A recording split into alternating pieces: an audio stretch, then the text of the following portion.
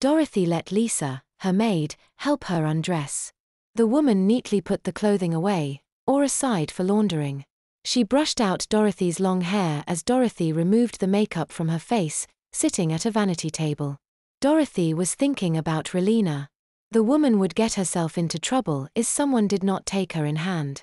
It was obvious that the fact that her brother and Noin were gone, and many of her friends not close by, and Hero was missing, had put the Vice Minister under a great deal of pressure, above and beyond that over her job.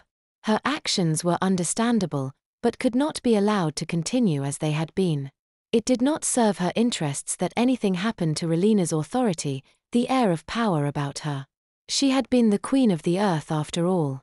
No, it would not do to have her caught up in such unpleasantness. There was also the fact that this was temporary. Relina was a strong woman, and would overcome this soon enough. There was also no doubt, to Dorothy's mind, that Hero would return. No, in a short time Relina would be back to her old self. Dorothy was planning on taking advantage of that time. To have someone like Relina in her power was something of an intoxicating wine to her. Dorothy always had enjoyed power, and she would enjoy it as long as it lasted. She smiled at herself in the mirror. Relina would not enjoy herself much, but then again, she suspected that Relina was looking for a little punishment. So be it. Dorothy would provide it. Morning came with a dim light of the colony's dawn. The huge mirrors outside were directing the sunlight into the structure, mimicking the effect of a sunrise. Relina came awake a little before the light entered her window. The washed-out colors of the gathering illumination played upon her eyelids and awoke her. She sat up in bed, yawning and stretching, for a moment content to be refreshed and in a warm, soft bed.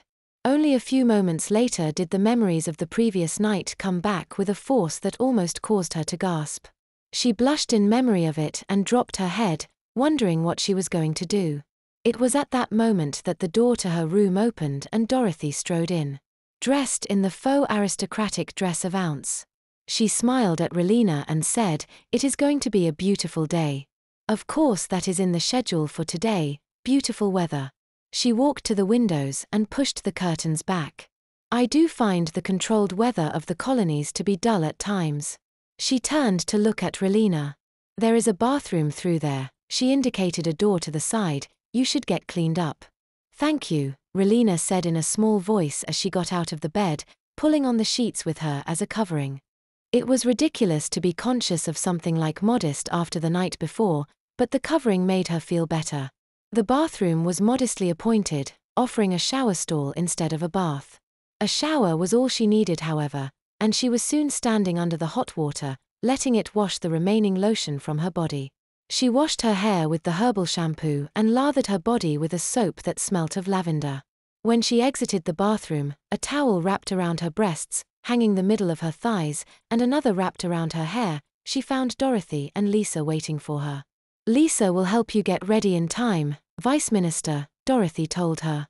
"Thank you," Relina said after a moment, her throat gone momentarily dry, suddenly afraid of discovery. The night before she had almost wanted someone to discover her. Now, the thought terrified her. "Vice Minister," Lisa said, her voice respectful. She indicated the chair in front of the vanity, obviously wanting Relina to sit. The respect in the woman's voice steeled Relina. The maid did not know of the truth. She crossed the room and took a seat.